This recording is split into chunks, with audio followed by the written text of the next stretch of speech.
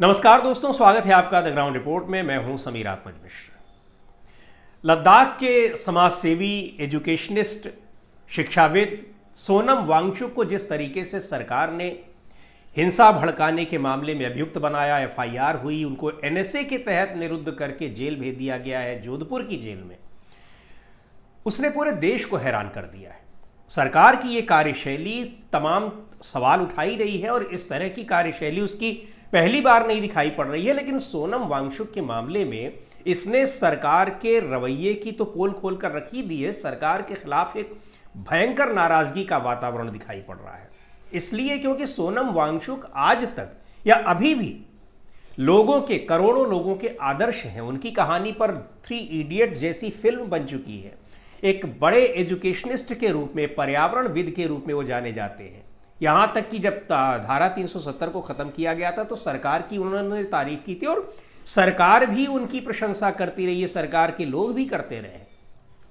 यह जरूर बात है कि जैसे ही उन्होंने सरकार की नीतियों की आलोचना शुरू कर दी, सरकार के निशाने पर आ गए। और एफसीआरए जिस एक्ट के तहत जो बताया जा रहा है कि उन्होंने विदेशों से मिलने वाले फंड में धांधली की है, उस पर उन्होंने सफाई भी दे दी है।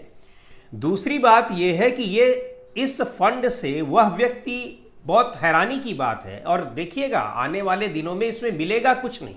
ये हमने जांच के बाद ये दावा नहीं किया है, लेकिन अब तक के जो तमाम रिकॉर्ड्स हैं, ईडी ने किसी के खिलाफ केस दर्ज किया हो, सीबीआई ने किया हो, इनकम टैक्स ने किया हो, जहां राजनीतिक विद्वेष की वजह से ये केसेस दर्ज हुए हैं, उनमें कहीं कुछ नहीं मिला है।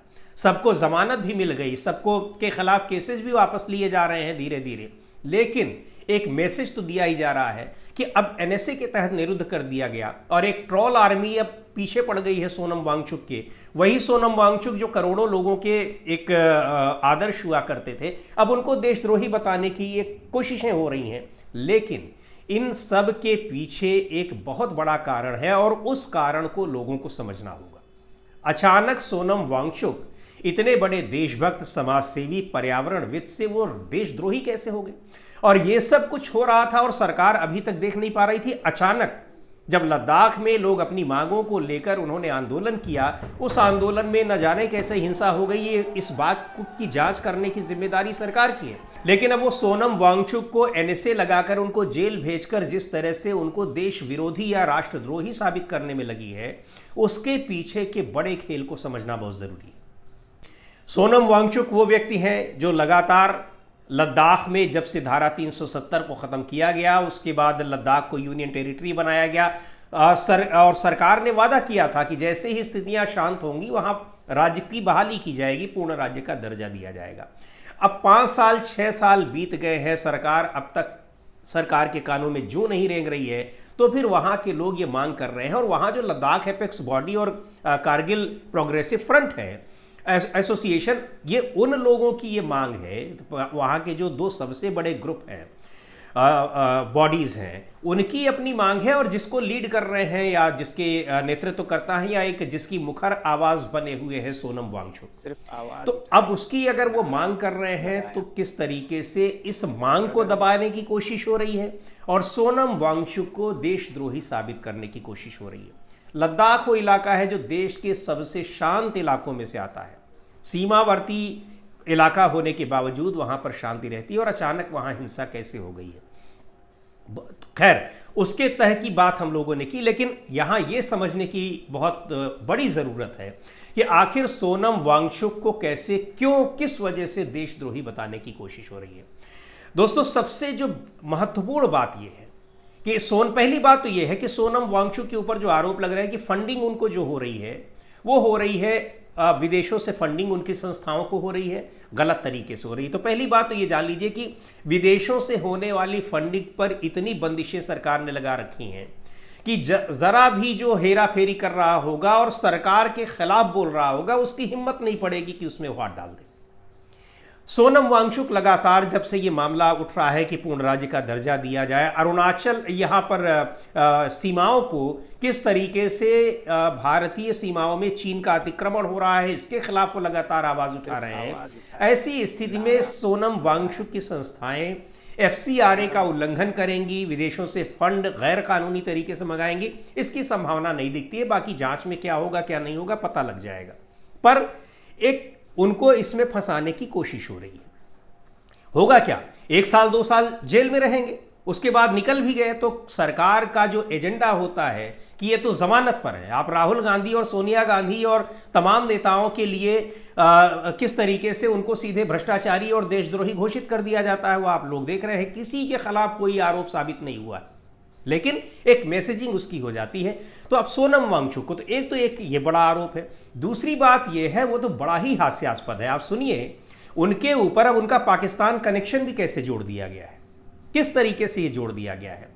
डीजीपी का बयान आप सुनेंगे तो हैरान रह जाएंगे। जरा सुनिए डीजीपी साहब वहां के क्या कह रहे हैं। और ये डीजीपी साहब बता रहे हैं, SD सिंह जामवाल इनका नाम है, ये कह रहे हैं कि कुछ दिन पहले पाकिस्तान इंटेलिजेंस ऑपरेटिव PIO के एक सदस्य को हमने पकड़ा था, वो वांगचुक से जुड़ी हुई जानकारी पाकिस्तान को भेज रहा था। सुन लीजिए पहले। जो हम अभी तक आपको बता सकते हैं, कुछ ऑब्वियसली हम नहीं बता पाएंगे क्योंकि उसमें एक प्रोसेस चल रही है। जो सोनम वांगचुक का है, अगर आप देखें इनका प्रोफाइल और एक इनकी हिस्ट्री रही है, ये सारा कुछ आपको यूट्यूब में अवेलेबल होगा। जिस किस्म से इंस्टिगेशन वाली उन्होंने बातें की हैं, अरब स्प्रिंग की बात की है, जहाँ नेपाल या बांग्लादेश या श्रीलंका की जो इंस्टिगेट करने के लिए उनका एक अपना एजेंडा है। जहाँ तक आपकी फॉरेन फंडिंग की बात कर रहे हैं, उसके ऊपर ऑलरेडी प्रोसेस चल रही है। FCRA की वायलेशन का कितना वहाँ पे है। हमने पिछले दिनों जब चलो इस प्लेटफॉर्म में बता देता हूँ, हमने एक पाकिस्तान PIO भी पकड़ा था जो इनके साथ उनकी रिपोर्टिंग करके अक्रॉस भेज रहा था। उसके भी एक हमारे पास रिकॉर्ड है।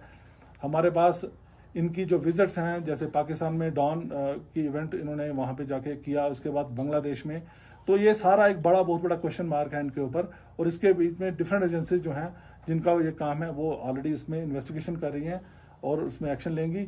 मैं इससे ज़्यादा इस पर और नहीं कह सकता। तो ये डीजीपी साहब की आप बॉडी लैंग्वेज देखिए। और दूसरी बात ये कह रहे हैं कि पाकिस्तान में वहाँ का एक बहुत ही बड़ा अखबार है, डॉन न्यूज़पेपर है, उसके एक इवेंट में ये शामिल हुए थे। उसने एक कार्यक्रम किया था जिसमें उसने सोनम वांगचुक को बुलाया हुआ था। ये अपराध है उनका, जरा सोच लीजिए। और डीजीपी साहब की बॉडी लैंग्वेज भी बता रही है कि ये बात कहते हुए उनके होंठ कांप रहे हैं। ऐसा लग रहा है जैसे उनको ये बयान जबरदस्ती देना पड़ रहा है। किसके दबाव में उनको देना पड़ रहा है? डीजीपी साहब आज नहीं कल को जब वो रिटायर हो जाएंगे तो वो भी अपनी जब किताब लिखेंगे, अपने बारे में कहीं अनुभव शेयर करेंगे, कहीं पॉडकास्ट करेंगे, तो आप देखिएगा ये बात वो भी बोलेंगे कि किस वजह से उनको ये बात कहनी पड़ रही थी। आएगा सब कुछ सामने, लेकिन अभी जो मैसेजिंग दी जा रही है सीधे तौर पर उससे पता लग रहा है। अब पहली बात तो यह कि पाकिस्तान का कोई व्यक्ति पकड़ा जाए, वो किसके बारे में जानकारी दे रहा है, इससे उस व्यक्ति का क्या मतलब है। दूसरी बात, पाकिस्तान जाना, कोई मुझे ही आमंत्रित कर देगा तो मैं वीजा के लिए यहां पर अप्लाई करूंगा और हमारे देश की सरकार ही उस वीजा को वहां के लिए जाने की हमको अनुमति देगी, तभी हम वहां पर जाएंगे। तो सोनम वांगचुक अगर वहां गए हैं तो भारत सरकार की अनुमति से ही वहां गए होंगे। पाकिस्तान में किसी भी जगह जाएंगे, इसकी जानकारी विदेश मंत्रालय को होती है, सबके बारे में होती है, सोनम वांगचुक के बारे में ही। अगर वो किसी ऐसी जगह पर जा रहे होंगे जहां की देश की सुरक्षा को, एकता अखंडता को कोई खतरा होगा, तो सरकार उनको जाने की अनुमति ही नहीं देगी, उनको वीजा ही नहीं मिल पाएगा। तो ये सबसे जो हैरानी की बात यह है कि किस तरीके से पाकिस्तान का कनेक्शन उनके साथ जोड़ा जा रहा है। अब पाकिस्तान जाने की अगर बात की जाए तो बहुत सारे बुद्धिजीवी जाते हैं, बहुत सारे नेता भी जाते हैं। खुद प्रधानमंत्री नरेंद्र मोदी चले गए थे, वो तो बिना इनविटेशन के ही चले गए थे। तो क्या अब इससे उनके संबंध जो है पाकिस्तान से जोड़ दिए जाए और इस वजह से उनके खिलाफ NSA लगा दिया जाए, देशद्रोही उनको घोषित करने की कोशिश की जाए? हास्यास्पद ही नहीं, ये हास्यास्पद तो अपने आप में ये सारी चीजें हैं ही। ये किस तरीके से कानूनों को सरकार के लिए, सरकार के समर्थन में बोलने के लिए इस्तेमाल किया जा रहा है, दबाव डाला जा रहा है, और सरकार का विरोध करने वालों को किस तरीके से दबाने की, उनका दमन करने की कोशिश की जा रही है, उसका जीता जागता उदाहरण। और अब आइए सबसे महत्वपूर्ण बात, लद्दाख को लेकर सबसे यह है कि सरकार ने जब वादा किया था कि वो लद्दाख को भी यूनियन टेरिटरी का दर्जा खत्म करके उसको भी स्टेटहुड देगी, यानी राज्य का दर्जा देगी, तो राज्य का दर्जा देने में उसको क्या दिक्कत आ रही है? शांति भी है वहाँ पर, कोई दिक्कत नहीं है, ये तो ठीक है। 2 दिन पहले प्रदर्शन कैसे वहाँ पर वायलेंस हो गया, वहाँ 4 लोगों की जान चली गई, कई लोग घायल हो गए, इसकी भी जांच होनी चाहिए। लेकिन ये भी बात है कि वहाँ ये सब कुछ हुआ, उसके लिए जिम्मेदार कौन है? इंटेलिजेंस सर्विसेज क्या कर रही थी, कैसे ये हंगामा हो गया, ये सब जांच होनी भी चाहिए। सुब्रमण्यम स्वामी तो इनके लिए सीधे गृहमंत्री का इस्तीफा मांग रहे हैं। लेकिन असल खेल ये है कि यूनियन टेरिटरी का दर्जा खत्म करने की मंशा ही सरकार की नहीं है। इसलिए नहीं है क्योंकि अभी इसका पूरा का पूरा प्रशासन जो है वो सरकार के हाथों में है, केंद्र सरकार के हाथों में है। अगर इसको पूर्ण राज्य का दर्जा दे दिया जाता है, और दूसरी मांग हो रही है वहां पर कि लद्दाख को 6ठी अनुसूची में शामिल किया जाए। लद्दाख की एक बड़ी आबादी, 90% से ज्यादा आबादी वहां की ट्राइबल आबादी है, आदिवासी आबादी है। 6वीं अनुसूची का ये जो मतलब होता है कि 6वीं अनुसूची में उन राज्यों को, संविधान में एक विशेष प्रावधान किया गया है कि कुछ राज्यों को 6वीं अनुसूची में शामिल किया जाएगा। उस अनुसूची में शामिल करने का जो मतलब होता है, तात्पर्य होता है कि उसमें उन राज्यों को जहां की आबादी ज़्यादा आदिवासी बहुल इलाके हैं, पिछड़े इलाके हैं, तो आदिवासी बहुल इलाकों को उनकी अपनी संस्कृति, उनकी अपनी ज़मीन, उनके अपने जंगलों की सुरक्षा और उनका अधिकार, उनका नियंत्रण कैसे हो, इसकी जिम्मेदारी उनके ऊपर रहती है, ताकि वो अपने हिसाब से अपने जंगल की, अपनी संस्कृति की, उनको एक प्रोटेक्ट कर सके, अपने हिसाब से वहाँ का वो संचालन कर सके। अभी तक इसमें 4 राज्य हैं, पूर्वोत्तर के 4 राज्यों को, जिनमें असम है, मेघालय है, त्रिपुरा है और मिजोरम। इन 4 राज्यों को उसमें शामिल किया गया है। तो लद्दाख के लोगों का भी कहना है कि पूर्ण राज्य का दर्जा देकर हमें भी 6वीं अनुसूची में शामिल किया जाए, ताकि हम यहाँ पर एक जनजातीय परिषद बना सकें। जनजातीय परिषद होगी, वहाँ पर कुछ चुने हुए लोग होते हैं, वहाँ की जनता उनको चुनती है, और 30 मेंबर्स होते हैं, जिसमें 26 को वहाँ की जनता चुनती है, उस स्वायत्त परिषद जो होती है, ट्राइबल ऑटोनॉमस काउंसिल, और उसमें बाकी जो होते हैं 4 लोग, उनको गवर्नर नियुक्त करते हैं, मनोनीत करते हैं। तो ये चाह रहे हैं कि इनको भी इस तरीके से, ताकि वहाँ पर ये अपना प्रशासन संभाल सकें। और इसमें मुख्य उद्देश्य ही चूंकि इसका यह है कि जनजातीय आबादी की संस्कृति, उनकी पहचान, उनके अधिकारों की रक्षा हो सके, और ये इन क्षेत्रों को स्थानीय शासन और सेल्फ रेगुलेशन की अनुमति देता है। तो प्रावधानों के मुताबिक प्रत्येक स्वायत्त जिले में एक परिषद होता है, जिसमें अधिकतम 30 सदस्य होते हैं। इनमें से 4 राज्यपाल या उपराज्यपाल की ओर से मनोनीत किए जाते हैं, और बाकी 26 लोगों को वहाँ स्वायत्त परिषद, वहाँ की जनता जो है वो चुनती है। और इस परिषद के पास काम क्या होते हैं, इसके पास अधिकार क्या होते हैं? ये कानून भी बना सकती है स्वायत्त परिषद, उसी तरीके से जैसे राज्यों की विधानसभाएं बनाती हैं, नगर निगम बनाते हैं और राज्यों की विधानसभाएं बनाती हैं। रिपीट, यहाँ से इसको रिपीट करना है। इस स्वायत्त परिषद के पास अधिकार क्या होते हैं? ये कानून बना सकती है अपने एरिया के लिए, जंगल है, नहर है, पानी है, ग्राम प्रशासन है, सामाजिक रीति रिवाज है, इन सबको कंट्रोल करने की और इनके बारे में नियम बनाने की, कानून बनाने की उनके पास पावर होती है। भूमि राजस्व और कुछ अन्य टैक्स भी ये लगा सकते हैं। तो कुल मिलाकर अपनी जंगल, अपनी ज़मीन, अपनी कल्चर, अपनी जो ट्रेडिशंस हैं, परंपराएं हैं, उनको संरक्षित करने की जिम्मेदारी इनके पास होती है, और उसके लिए इनके पास अधिकार होते हैं, कानूनी अधिकार होते हैं, संवैधानिक अधिकार होते हैं।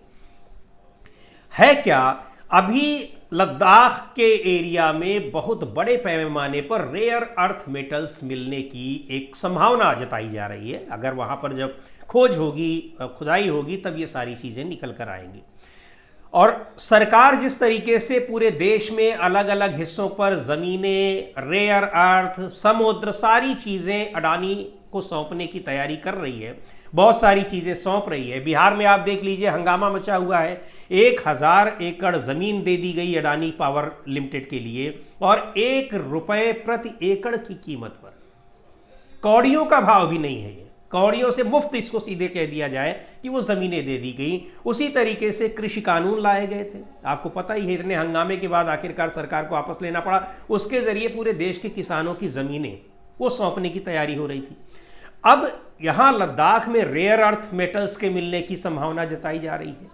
इसके अलावा लिथियम के मिलने की संभावना जताई जा रही है। रेयर अर्थ इलेक्ट्रॉनिक उपकरणों में लगने वाला एक महत्वपूर्ण वो धातु होती है, उनके मिलने की संभावना है, और उस संभावना को फिर किसी और को क्यों दिया जाए, वो सीधे सीधे अपने मित्र को दे दिया जाए, अडानी को दे दिया जाए, ताकि जो कोई चीज़ उनसे बची न रहे।